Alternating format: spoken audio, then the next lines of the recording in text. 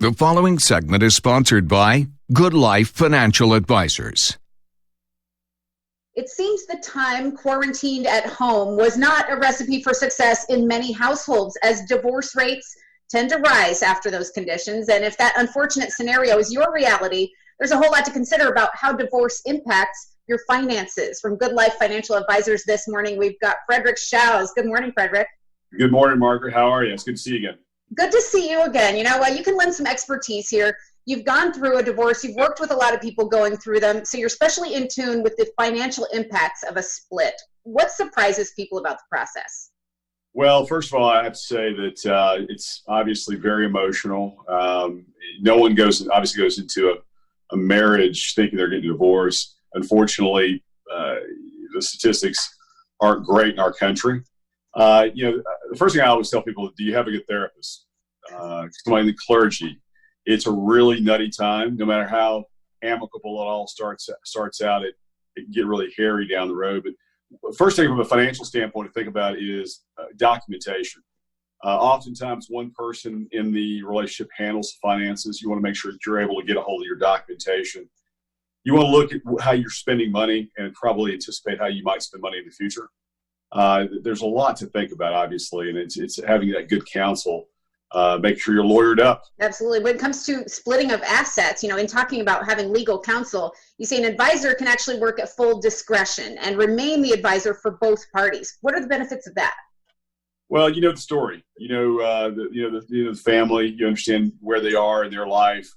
What might be helpful as you work through this very difficult time. And unfortunately, I've had that situation happen to me personally, but also with many of my clients. So I have an empathy for this particular situation.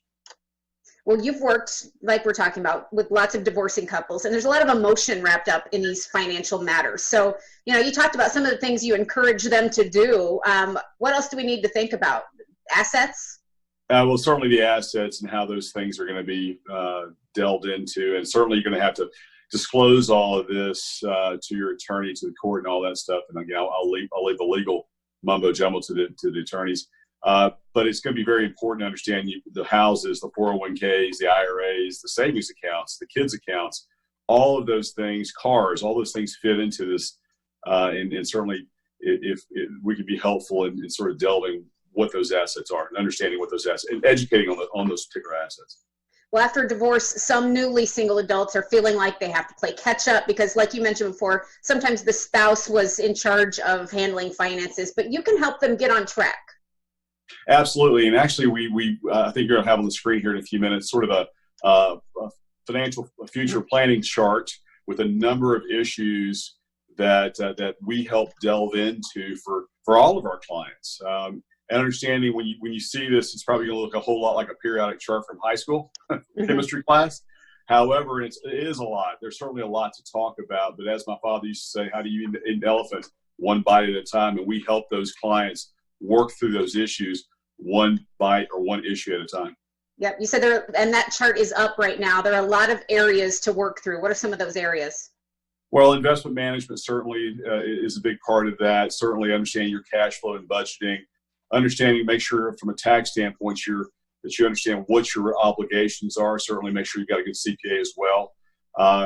Insurance, make sure that the beneficiaries on 401ks or IRAs or even life insurance policies are updated.